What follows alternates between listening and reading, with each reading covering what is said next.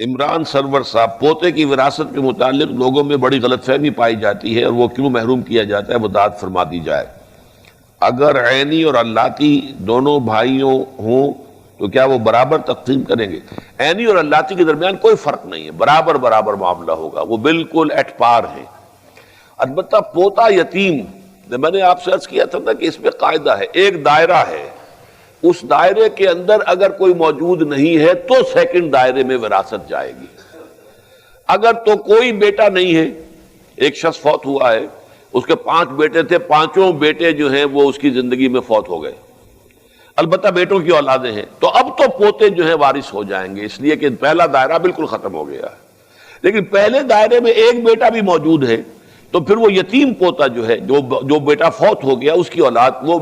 وہ جو ہے محجوب الارث کہلاتی ہے، اسے وراثت میں سے حصہ نہیں ملے گا۔ اس کو اصل میں منکرین حدیث نے بہت اٹھایا، غلام احمد پرویز نے اس پر بڑا اڈا لگایا اور بڑا جو ہے علماء کے اوپر اس پر تنقید کی ہے، لیکن اصول ہوتے ہیں، ہر معاملے کے اندر کچھ اصول ہیں، اصولوں کی زد میں کوئی شے آ جاتی ہے تو اس کو ماننا پڑتا ہے، پھر اصول یہی ہے۔ باقی یہ ہے کہ چونکہ یتیم پوتا وارث نہیں رہا،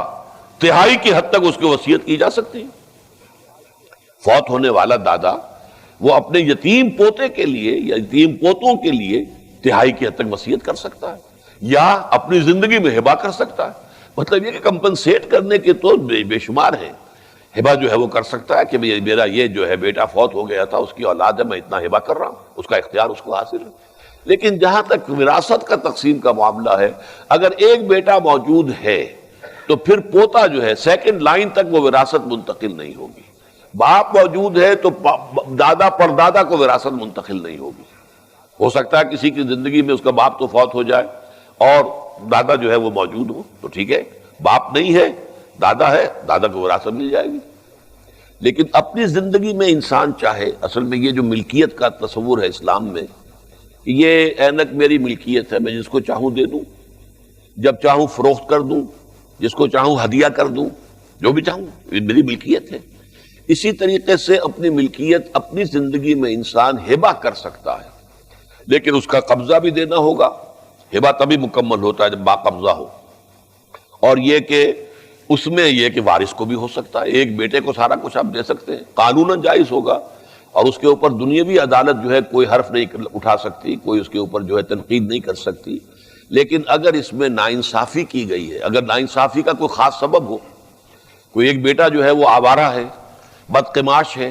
اور اندیشہ یہ ہے کہ وہ ساری جائیداد جو ہے بگاڑ دے گا، خراب کر دے گا، فرض کیجئے کوئی کسی کے پاس اس قسم کا کوئی عذر موجود ہے اور وہ 2 ہی بیٹے ہیں، تو وہ ساری جائیداد اگر ہبہ کر دیتا ہے اس بیٹے کو جس کو وہ کہتا ہے وہ صالح ہے، سمجھدار ہے، اب نفع نقصان کا جو ہے اس کو پورا فہم موجود ہے، تو اس کا جواز ہوگا۔ لیکن اگر ایسی کوئی شکل نہیں ہے اور خامخواہ جو ہے کسی ایک بیٹے کو آپ نے وراثت سے محروم کیا ہے، تو در حقیقت یہ بہت بڑا گناہ ہوگا۔ البتہ قانوناً اس کا حق حاصل ہے، آپ اپنی زندگی میں ہبہ کر سکتے ہیں، اور اس ہبہ کا معاملہ جو ہے وہ کسی ادارے کے نام پہ ہو سکتا ہے، کسی دینی کام کے لیے ہو سکتا ہے، کسی مدرسے کو ہو سکتا ہے، کسی اور درسگاہ کے لیے، کسی ہسپتال کے لیے، کسی فاؤنڈیشن کے لیے یہ ہبہ ہو سکتا ہے، اور اپنے وارثوں کے لیے بھی ہبہ ہو سکتا ہے۔ تو ہبہ اور ہے، وصیت علیحدہ شے ہے،